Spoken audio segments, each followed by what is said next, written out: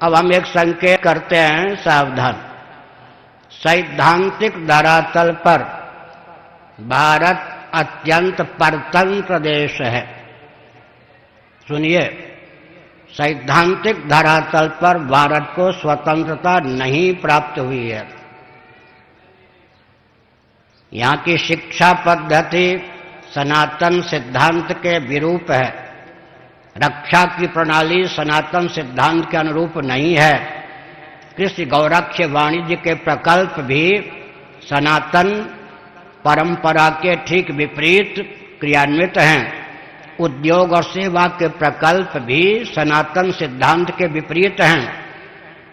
मैं शंकराचार्य के पद से बोल रहा हूं और बहुत सोच समझ कर बोल रहा हूं, संविधान का समादर करते हुए बोल रहा हूं, लेकिन डंके की चोट से यह तथ्य ख्यापित करना चाहता हूं कि भारत के संविधान की आधारशिला भी सनातन नहीं है। ऐसी स्थिति में आपको यह विचार करना है, यह वीर भूमि है, भक्तों की भूमि है, कर्मयोगियों की भूमि है, अष्टांग योगियों की भूमि है, तत्वज्ञ मनीषियों की भूमि है, राजस्थान है। राजस्थान बबूल का पेड़ बो करके आम का, अमरूद का, अंगूर का फल कोई प्राप्त नहीं कर सकता। जब शिक्षा प्रणाली हमारी अपनी नहीं, रक्षा की प्रणाली हमारी अपनी नहीं, कृषि गौरक्ष वाणिज्य के प्रकल्प हमारे अपने नहीं, उद्योग के प्रकल्प हमारे अपने नहीं, संविधान की आधारशिला हमारी अपनी नहीं, सेवा के प्रकल्प हमारे अपने नहीं, तो फिर भव्य भारत की संरचना किस प्रकार हो सकती है? यह एक विचार करने की आवश्यकता है सज्जनों। इसलिए आमूलचूल परिवर्तन करने की आवश्यकता है और इसके लिए व्यासपीठ से संबद्ध मान्य संतों को अपने दायित्व के निर्वाह का परिज्ञान होना और तदर्थ कटिबद्ध होना आवश्यक है। हमने एक संकेत किया। अब सुनिए, अंग्रेजों ने देश पर शासन किया, मुगलों ने देश पर शासन किया। अपने शासनकाल में परतंत्र भारत में वे उतने सफल नहीं हुए जितने कि 70 वर्षों की अवधि में स्वतंत्र भारत में सफल हुए हैं। सबसे बड़ा आक्रमण आजकल क्या है? आप मनीषियों का इधर ध्यान गया? बीज के विलोप पर ये उद्यत हैं। बीज के विलोप का षड्यंत्र भारत में क्रियान्वित है। हमारी भूमि, भारत की भूमि जिन बीजों को सह नहीं सकती, उन विदेशी बीजों को लाकर भारत को बंजर रेगिस्तान बनाने का प्रकल्प शासन तंत्र का क्रियान्वित है। स्वतंत्रता के बाद से अब तक जितने केंद्रीय और प्रांतीय शासन तंत्र हमको सुलभ हुए, उनमें देश के रूप में, भारत को भारत के रूप में उद्भाषित करने का कोई मनोभाव नहीं था। हम एक संकेत करना उचित समझते हैं सज्जनों। जर्सी सांड के माध्यम से गोवंश के बीज को भी विकृत किया जा रहा है और हजारों की संख्या में गाजर मूली की तरह गोवंश को नित्य काटने का प्रकल्प विकास के नाम पर किया जा रहा है। यह उन्माद की पराकाष्ठा है, देशद्रोह की पराकाष्ठा। साथ ही साथ अब तो ब्राह्मण, क्षत्रिय, वैश्य, शूद्रों के बीज का विलोप करने के लिए विवाह की नवीन प्रथा, प्रक्रिया डाली जा रही है, ताकि कोई ब्राह्मण, क्षत्रिय, वैश्य और शूद्रोचित तेज ओज से संपन्न, संस्कार से संपन्न ही न हो सके। इससे बढ़कर अत्याचार क्या हो सकता है? मैं पूछना चाहता हूं संविधान के विशेषज्ञों से, मैं अपनी ओर से कुछ नहीं बोल रहा, मैं केवल संविधान के विशेषज्ञों से पूछना चाहता हूं, क्या सचमुच में भारत में जिन हिंदुओं को नागरिकता प्राप्त है वो 1 नंबर के नागरिक हैं? समझ गए? इस पर विचार करने की आवश्यकता है। स्वतंत्र भारत में क्या हिंदू 1 नंबर के नागरिक अब तक हो सके हैं? अगर नहीं, तो किस आधार पर हम भारत को स्वतंत्र देश कह सकते हैं? और सुनिए सज्जन, महाराणा प्रताप जी, यहाँ वाले तो जानते हैं, पूरा विश्व जानता है। मान्य श्री महाराणा प्रताप जी, शिवाजी, झांसी की रानी वीरांगना ब्राह्मण घर की थी, और राजगुरु सुखदेव जी, चंद्रशेखर आजाद जी, भगत सिंह जी, मंगल पांडे जी आदि मनीषियों ने, देशभक्तों ने धन मान प्राण परिजन को हथेली पर लेकर भव्य भारत के स्वरूप को अपने मस्तिष्क में संजोया था। उनके मस्तिष्क में स्वतंत्र भारत का क्या स्वरूप था, उसे उतारने की आवश्यकता है या नहीं? भाषा समझ है या नहीं? मंगल पांडे जी जैसे मनीषियों ने, राजगुरु सुखदेव जी जैसे मनीषियों ने, चंद्रशेखर आजाद जैसे मनीषियों ने, भगत सिंह जैसे मनीषियों ने, वीर प्रवर महाराणा प्रताप जैसे मनीषियों ने, शिवाजी जैसे क्रांतिकारी भक्तों ने, झांसी की रानी ने जो भव्य स्वतंत्र भारत का मन में स्वरूप चित्रित किया था, उसे उतारने का प्रकल्प क्या स्वतंत्र भारत में 1% भी क्रियान्वित है? दूसरी बात, आंख खोल दे। 1846 तक, सन 1846 तक, जिसको आज अफगानिस्तान कहते हैं, जिसका नाम काबुल गांधार भी था, गांधारी जहां की, उसके राजाधिराज कौन थे? पंजाब के रणजीत सिंह जी। उत्तर प्रदेश में आगरा है, आगरा से लेकर काबुल तक का शासन किनके हाथ में था? रणजीत सिंह के हाथ में। आगरा में ताजमहल है या नहीं? इतिहास के साथ अन्याय, उसका नाम है प्राचीन ग्रंथों में, भारत के तीर्थयात्रियों ने अपनी कलम से लिखा है, तेजो महल है, वो शिवालय था। समझ गए? ताजमहल का पुराना नाम तेजो महल है, शिवालय था वह। उसे भी दूषित किया गया, विकृत किया गया, और स्वतंत्र भारत के किसी भी राजनेता में वो दमखम नहीं कि सत्य को सत्य के रूप में उद्भाषित करने का साहस कर सके। सन 1846 के बाद अंग्रेजों ने छल व डंके की चोट से काबुल को, गांधार को या अफगानिस्तान को भारत से पृथक किया। उसके बाद उन्होंने श्रीलंका को भारत से पृथक किया। उसके बाद उन्होंने बर्मा को भारत से पृथक किया, और 14 अगस्त 1947 को उन्होंने 2 पाकिस्तान को जन्म दिया। एक का नाम आज पाकिस्तान है, दूसरे का नाम आज बांग्लादेश है। इतना विभाजन 1846 के बाद से लेकर 14 अगस्त 1947 तक अंग्रेजों ने भारत का किया, और देश के मान्य माने जाने वाले प्रधानमंत्रियों ने अब तक 10 बार देश का विभाजन किया। आपको मालूम है क्या? स्वतंत्र भारत के प्रधानमंत्रियों ने अब तक 10 बार देश का विभाजन किया है। कोई ऐसा दिन नहीं जहां देश की सीमा छल व डंके की चोट से पड़ोसी राष्ट्र की ओर न पहुंचा दी जाती हो या न पहुंचती हो। ऐसी स्थिति में विखंडन विखंडन विखंडन और विकास को वेद विहीन विज्ञान के द्वारा उस ढंग से परिभाषित और क्रियान्वित किया गया है जिससे विकास के नाम पर गंगा गंगा न रहे, सरयू सरयू न रहे, नर्मदा नर्मदा न रहे, महानदी महानदी न रहे, गाय गाय न रहे। हमारे जितने प्रशस्त मान बिंदु हैं सबको विकास के नाम पर विकृत, दूषित और विलुप्त करने का षड्यंत्र चल रहा है सज्जनों। तो मैं क्या संकेत कर रहा था?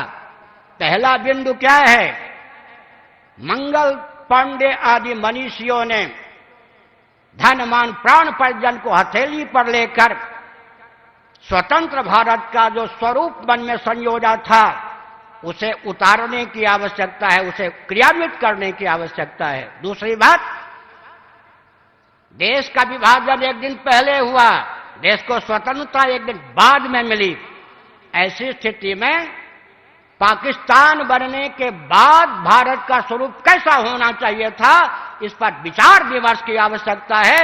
मानवाधिकार की सीमा में मैं डंके की चोट से कहता हूं, इन दोनों बिंदुओं में जिस राजनेता और राजनीतिक दल को आस्था नहीं है भारत में वो चुनाव लड़ने में अधिकृत नहीं है। फिर से सुनिए 2 बिंदु। महाराणा प्रताप इत्यादि मनीषियों ने, देशभक्तों ने, बलिदानी सपूतों ने भारत का जो भव्य स्वरूप मन में संजोया था, उसे क्रियान्वित करने में जिसकी आस्था नहीं है, वो कोई राजनेता या राजनीतिक दल भारत में चुनाव लड़ने में अधिकृत नहीं हो सकता। दूसरी बात, विभाजन के बाद का स्वतंत्र भारत कैसा होना चाहिए था, जैसा होना चाहिए था, उस स्वरूप में जिसकी आस्था नहीं है, वो भी भारत में राजनेता हो या राजनीतिक दल चुनाव लड़ने में अधिकृत नहीं है। सज्जनों, गोवंश की बात कहते हैं। समय 2:30 बज गया। सुन लीजिए, स्कंद पुराण में एक ही श्लोक 2 बार आया है। काशी खंड के दूसरे अध्याय में, माहेश्वर कुमारिका खंड के भी दूसरे अध्याय में, गोभिर विप्रैश्च वेदैश्च सतीभिः सत्यवादिभिः अलुब्धैर दानशीलैश्च सप्तभिः धार्यते महि। यज्ञों के संपादक जो होते हैं वही पृथ्वी के धारक होते हैं, यह विज्ञान है। यज्ञ इन 7 के बिना नहीं हो सकते। शास्त्र सम्मत यज्ञ के लिए गोवंश चाहिए या नहीं, पंचगव्य इत्यादि। तो दक्षिणा के लिए गाय चाहिए या नहीं। विप्रेश्च सदाचार संयम संपन्न वेदज्ञ ब्राह्मण चाहिए या नहीं। वेद चाहिए नहीं। वेद के बिना यज्ञ की सिद्धि कैसे होगी। कस्मै देवाय हविषा विधेव। यज्ञ का स्वरूप क्या है, देवता और द्रव्य। लेकिन निर्धारण किससे होगा, वेदों के द्वारा। 1180 शाखाएं वेद की थी महाराज। मुक्तिकोपनिषद, सूत्र संहिता इत्यादि का अध्ययन कीजिए, और व्याकरण पर जो महाभाष्य है उसके अनुसार 1131 शाखाएं थी वेद की। आज 8-9 शाखाएं। मनु महाराज ने डंके की चोट से वेद का महात्म्य उद्घोषित करते हुए कहा, भूतम भव्यम भविष्यं च सर्वम वेदात् प्रसिद्ध्यति। जो कुछ काल गर्भित है सबका विज्ञान वेदों के द्वारा होता है। वेदों का बीज है प्रणव, जिसको ओंकार कहते हैं। मांडुक्य उपनिषद का ओंकार के संबंध में यह उद्घोष है, यच्च कालातीतम तदप्य ओंकार एवं। काल गर्भित ही नहीं, कालातीत जितने तत्व हैं उनका अधिगम वेदों के द्वारा होता है। सारा विश्व जानता है। वैदिक महर्षियों ने विश्व को अर्थशास्त्र, धर्मशास्त्र, कामशास्त्र, मोक्ष शास्त्र, नीति शास्त्र, चिकित्सा विज्ञान, गणित विज्ञान, वास्तु विज्ञान इत्यादि प्रदान किया। और वैदिक विधा से भोजन, वस्त्र, आवास, शिक्षा, स्वास्थ्य, यातायात, उत्सव, त्योहार, रक्षा, सेवा, न्याय, विवाह इत्यादि के जितने प्रकल्प होते हैं वे सर्वोत्कृष्ट होते हैं। इस रॉकेट, कंप्यूटर, एटम, मोबाइल के युग में भी हमारी महत्ता क्या है यह समझने की आवश्यकता है। दर्शन, विज्ञान और व्यवहार तीनों धरातल पर वेद सम्मत विज्ञान सर्वोत्कृष्ट सिद्ध होता है। सज्जनों, हमारे पास सबसे बड़ा बल क्या है। इस रॉकेट, कंप्यूटर, एटम, मोबाइल के युग में भी न केवल दार्शनिक अपितु वैज्ञानिक और व्यावहारिक धरातल पर भी सनातन सिद्धांत सर्वोत्कृष्ट ही नहीं बल्कि एकमात्र उत्कृष्ट हैं। मैं प्रायः सार्वजनिक सभा में कहा करता हूं, भूदेवी कौन थी, गाय के रूप में प्रकट थी या नहीं। गाय के रूप में कौन थी प्रकट, भूदेवी। इसलिए गाय की हत्या पृथ्वी की हत्या है, और पृथ्वी की हत्या समस्त स्थावर जंगम प्राणियों की हत्या है। इतना ही नहीं, विज्ञान की दृष्टि से आप विचार कीजिए। श्रीमद् भागवत का 4वां स्कंध, आप विस्तार पूर्वक कथा कहेंगे ही। पृथु जी का इतिहास दोग्धा के भेद से, पात्र के भेद से, वत्स के भेद से, गाय ने ही तो चतुर्दश भुवनात्मक ब्रह्मांड में जितने स्थावर जंगम प्राणी हैं सबको निसर्ग सिद्ध परंपरा प्राप्त अन्न दिया या नहीं। इसका अर्थ क्या होता है। वैज्ञानिक धरातल पर विचार कर लीजिए, गाय तो एक ही थी ना। भूदेवी गाय के रूप में महाराजा धीराज पृथु के सम्मुख प्रस्तुत थी।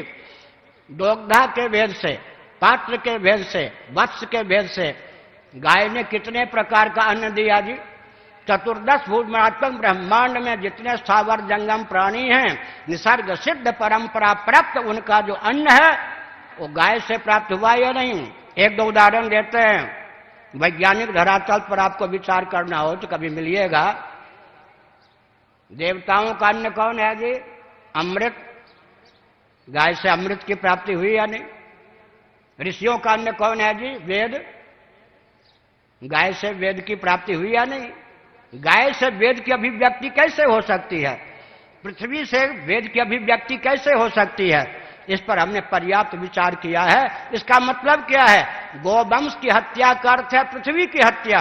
गोवंश की हत्या का अर्थ है चतुर्दश भुवनात्मक ब्रह्मांड में देवता ऋषि से लेकर जितने स्थावर प्राणी हैं, ब्रह्मा जी से लेकर कुशकंटक पर्यंत, इन सब प्राणियों का जो निसर्ग सिद्ध आहार है उसको नष्ट कर देना, और आहार के बिना तो जीवन यापन संभव ही नहीं है। चतुर्दश भुवनात्मक ब्रह्मांड के अस्तित्व को विलुप्त करने का षड्यंत्र एक गोहत्यारा करता है। गोहत्यारा। ऐसी स्थिति में गोवंश की हत्या समग्र स्थावर जंगम प्राणियों की हत्या है। गोभिर विप्रैश्च वेदैश्च, सती भी सभ्यता के नाम पर सतियों का विलोप किया जा रहा है छल बल डंके की चोर से। सत्यवादियों का विलोप किया जा रहा है, दानशीलों का विलोप किया जा रहा है, और यहां तक कि सती भी सत्यवाद भी अलुब्ध ही निर्लोभ व्यक्तियों का विलोप किया जा रहा है। और मैं संकेत कर दूं, धर्म कामश्च कालश्च वसुर वासुकिरेव च अनंत कपिलश्च व सप्तैते धरणी धरा। व्याख्या का समय नहीं है। ये जो पुरुषार्थ, चतुष्टय और काल, ये पृथ्वी के धारक हैं। क्या सचमुच में मोक्ष का मार्ग रह गया आजकल? धर्म नामक पुरुषार्थ का विलोप हो गया या नहीं? और अर्थ के पक्षधर जितने हैं वो सुन लें। श्रीमद् भागवत एकादश स्कंद अध्याय 23 भिक्षु गीतम, मद्य, मदिरा इत्यादि नशीली वस्तुएं, द्यूत, सट्टा, जुआ इत्यादि, लॉटरी आदि, इन 15 अनर्थों, ये सब 15 अनर्थों के चपेट से कदाचित कोई अर्थ को मुक्त कर सके तब अर्थ पुरुषार्थ होता है, नहीं तो अर्थ के गर्भ से अनर्थ निकल आता है। इसलिए विश्व स्तर पर अर्थ पर विचार किया जाए हम लोगों के पास आकर। हम डंके की चोट से गुरुओं के प्रभाव से सिद्ध कर देंगे कि अर्थ नामक पुरुषार्थ भी विश्व में विलुप्त हो गया है। केवल मैं संकेत करता हूं, सावधान। महाभारत इत्यादि का अध्ययन कीजिए। दरिद्रता के जितने स्रोत हैं, श्री नरसिंह राव जी जहां कहीं हों ऊपर नीचे सुन लें, मनमोहन सिंह जी जहां कहीं भी हों मर्त्यलोक में वो सुन लें, मोदी जी जहां कहीं भी हों वो सुन लें, ओबामा भी सुन लें, बुश जी सुन लें और ट्रंप जी भी सुन लें। दरिद्रता के जितने स्रोत बताए गए वैदिक वांग्मय में, आज पूरा विश्व उन्हीं को समृद्धि का स्रोत मान रहा है। इसलिए बेन के शासन काल में जैसे दाने दाने के लिए व्यक्ति तरस रहे थे, पूरे विश्व का आर्थिक विकास नहीं मुझे दिव्य दृष्टि के बल पर दिखाई पड़ता है, पूरा विश्व दाने दाने के लिए मुहताज होने की स्थिति में है। इसलिए गर्वीले व्यक्तियों, अपने आप को अर्थशास्त्र के विशारद मानने वालों, सचमुच में अगर अर्थ को समझना हो तो हम लोगों के पास आकर कुछ सीखने का प्रयास करो। हमने संकेत किया सज्जनों, अब तक के प्रवचन का सार क्या निकला? वेद विहीन विज्ञान के द्वारा विकास को परिभाषित और क्रियान्वित करने के कारण पूरे विश्व में विसंगति है और छलबल डंके की चोट से हिंदुओं के अस्तित्व और आदर्श को विलुप्त करने का षड्यंत्र है। ये कहावत है ब्रज में, विशेषकर वृंदावन में, न रहे बांस न बने बांसुरी। आगे हमने जोड़ दिया, न बने बांसुरी न बजे बांसुरी, न बने बांसुरी न बजे बांसुरी। प्रश्न क्या उठता है, समझ गए? प्रश्न उठता है सज्जनों, अब विकास क्या करेंगे? आस्तिक, नास्तिक, वैदिक, अवैदिक, वह सम्मत ऊर्जा के 4 स्रोत हैं, पृथ्वी, पानी, प्रकाश और पवन, और विकृत हो रहे हैं या नहीं, दूषित हो रहे हैं, क्षुब्ध हो या नहीं? महासंक्रमण काल है, इसका मतलब सन्निपात की प्राप्ति हो रही है। इसलिए पूरे विश्व को मैं इस पवित्र मन से एक संदेश देना चाहता हूं, संभालिए। वेद सम्मत विज्ञान को अपनाइए और वेद सम्मत विज्ञान के द्वारा भव्य भारत तथा भव्य विश्व की संरचना का मार्ग प्रशस्त कीजिए। हिंदुओं, बड़ी एक विकट कहानी है। राजनेताओं के आप मारे हुए हैं, दो चार वाक्य और कहता हूं। आपको कोई सुना दे क्या विकास, आप लट्टू हो जाते। विकास के नाम पर कोई गोवंश को नष्ट कर दे, आपको बेचैनी नहीं। विकास के नाम पर गंगा इत्यादि को विलुप्त कर दे, विकास के नाम पर ब्राह्मण क्षत्रिय वैश्य शूद्रों के बीज को विलुप्त कर दे, कोई चिंता नहीं। इन राजनेताओं ने विषाक्त वातावरण बनाने के लिए एक बहुत सा सुनहरा शब्दवाद दिखाया है, विकास। विकास के नाम पर हिंदू किसी भी मान बिंदु को नष्ट करने के लिए उद्यत रहता है। इसलिए वैदिक वेद सम्मत विज्ञान के अनुसार विकास को परिभाषित और क्रियान्वित करने की आवश्यकता है। अब मैं संतों की ओर संकेत में बोल रहा हूं, सुनो जी, आनंद गिरी जी और देवेंद्र गिरी जी, क्या दिनेश गिरी जी, सब सुनिए। गीता के 12वें अध्याय का एक इतना सा वचन याद रखिए, श्रेयो ही ज्ञानम अभ्यासात। अधिकचरे योजना को, अधिकचरे ज्ञान को क्रियान्वित करने की अपेक्षा सांगोपांग पूर्ण विज्ञान अर्जित कीजिए। क्रियान्वयन में त्वरा का परिचय मत दीजिए। हम जो करने जा रहे हैं वह सचमुच में दोष विहीन है या नहीं। श्रेयो ही ज्ञानम अभ्यासात। मैं खंडन नहीं कर रहा, बहुत आत्मीयता पूर्वक बोल रहा हूं। मान लीजिए कुंभ तो होना ही है, कुंभ होगा, लेकिन इतना महत्वपूर्ण तथ्य अगर हम घोषणा कर देते हैं कि सरकार ने गोवंश की हत्या नहीं बंद की, तो हम कुंभ बंद कर देंगे, सभी एक होंगे और यह अभियान हमारा सफल होगा। ऐसी संगीन चीज है ना, आपस में बैठकर विचार करने की आवश्यकता नहीं थी क्या? समझ गए? इसमें तो हमको दिख रहा है कि बहुत बड़ा षड्यंत्र सरकार की ओर से हो जाएगा। आप भोले वाले हैं। सुनो, कम से कम शांति पर, महाभारत का अनुशासन पर हमने 50 बार तो जीवन में पढ़ा होगा। गुरु ग्रंथ और गोविंद से दूरी मत रखिए, पछाड़ खा जाएंगे। गुरु ग्रंथ और गोविंद से दूरी मत रखिए, पछाड़ खा जाएंगे।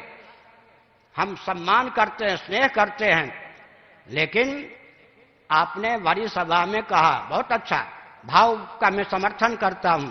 सरकार अभी से इस अभियान को विफल करने के लिए जागरूक हो जाएगी। अरे संतों के पास केवल एक चीज है, भोलापन, साम नीति, वो भी अधूरी, अधकिचरी। राजसैनिक, ये जितने राजतंत्र हैं, शासन तंत्र हैं, राजनेता होते हैं, साम दान दंड भेद उपेक्षा इंद्रजाल माया, उनके पास 7 नीतियां होती हैं। संतों के पास, क्योंकि 1966 से लेकर गोरक्षा अभियान हमने देखा ही नहीं है, 52 दिनों तक हम तिहाड़ जेल में बंद रहे हैं। समझ गए? हमारे पूज्य गुरुदेव धर्म सम्राट स्वामी कटपात्री जी महाराज को तिहाड़ जेल में मारने के लिए, मरवाने के लिए खूनी कैदियों को 24 घंटे पहले छोड़ दिया गया था। उनकी आंख में लोहे के सलाके चुभ होए गए। उसी वेदना में उन्होंने शरीर छोड़ा। हमारे पूर्वाचार्य ने 72 दिनों तक गोवंश की रक्षा के लिए पूरी अनशन किया। हमारे मठ का नाम ही गोवर्धन मठ है। वहां गोवर्धन नाथ आदि शंकराचार्य जी के चिन्मय कार्यक्रमों से प्रतिष्ठित हैं।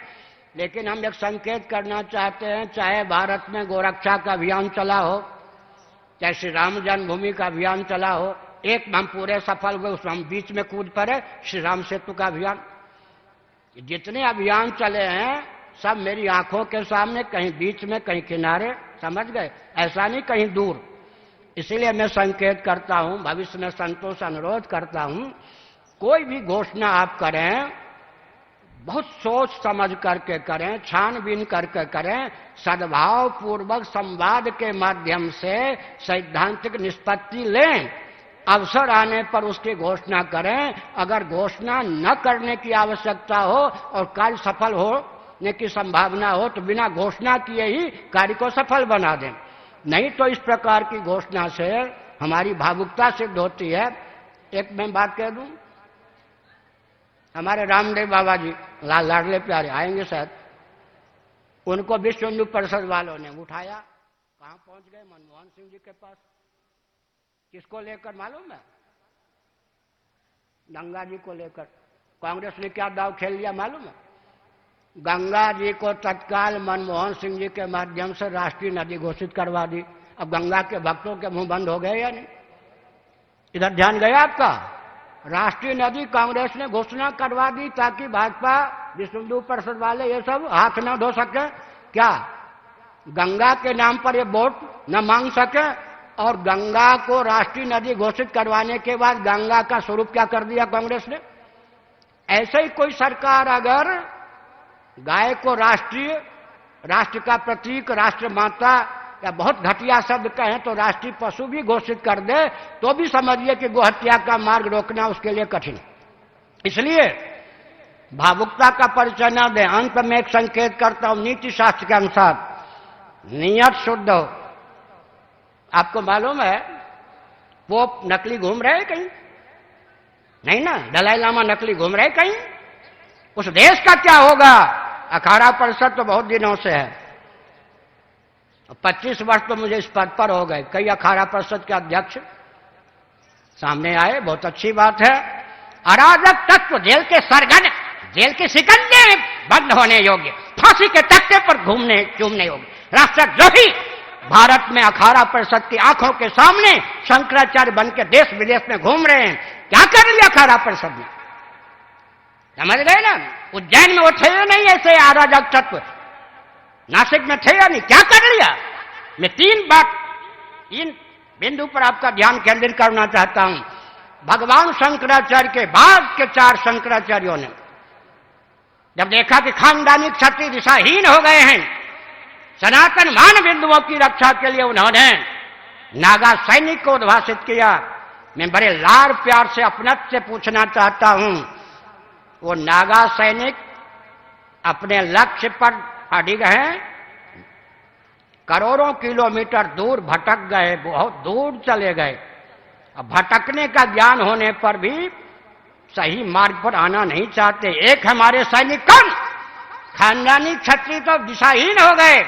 वैकल्पिक क्षत्रिय के रूप में मान 4 शंकराचार्यों ने अखाड़ा परिषद नागा सैनिक को उद्भाषित किया। आज नागा सैनिक हैं लक्ष्य से सुदूर। 300 वर्ष पहले मान्य गुरु गोविंद सिंह जी ने हिंदू धर्म की रक्षा के लिए खालसा पंथ बनाया।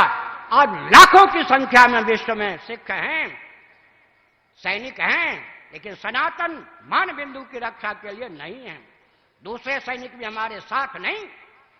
तीसरे सैनिक हेडगेवार जी ने आरएसएस को ख्यापित किया, एक दल का प्रचारक बन के आरएसएस रह गया।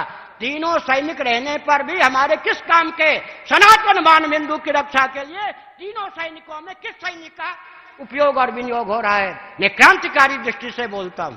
और अंत में सज्जनों, 2 चाहिए, एक स्वस्थ मार्गदर्शन, दूसरा सेना सैनिक। नीचे से लीजिए समर्थ रामदास तो शिवाजी, दोनों चाहिए या नहीं? व्यासपीठ तो शासन तंत्र, आगे लीजिए चंद्रगुप्त, उधर चाणक्य तो चंद्रगुप्त, आगे कुमारिल भट्ट या शंकराचार्य तो सुधन्वा जी, और आगे चलिए उधर धौम्य जी या व्यास जी तो युधिष्ठिर जी, श्री कृष्ण जी, और आगे चलिए वशिष्ठ जी तो राम जी, और आगे चलिए भृगु जी तो पृथु जी, और आगे चलिए नारद जी तो ध्रुव जी। दूसरा कहां है? हम आप जो हैं वो तो समर्थ रामदास जी से लेकर नारद जी की भूमिका प्रस्तुत कर सकते हैं ना। दूसरे की कमी दूर कीजिए ना। हम अहिंसा के पक्षधर हैं, लेकिन बौद्धों की झूठी अहिंसा ने देश को गर्त में डाल दिया। गांधी जी की झूठी अहिंसा ने भारत को गर्त में डाल दिया। हम छात्र सेना, छात्र संघ के समय छात्र बल के पक्षधर हैं। अरे राजनीति का अर्थ होता है छात्र धर्म। राजनीति और राज धर्म पर्यायवाचक हैं या नहीं? उसका एक नाम होता है दंड नीति, उसका एक नाम होता है अर्थ नीति।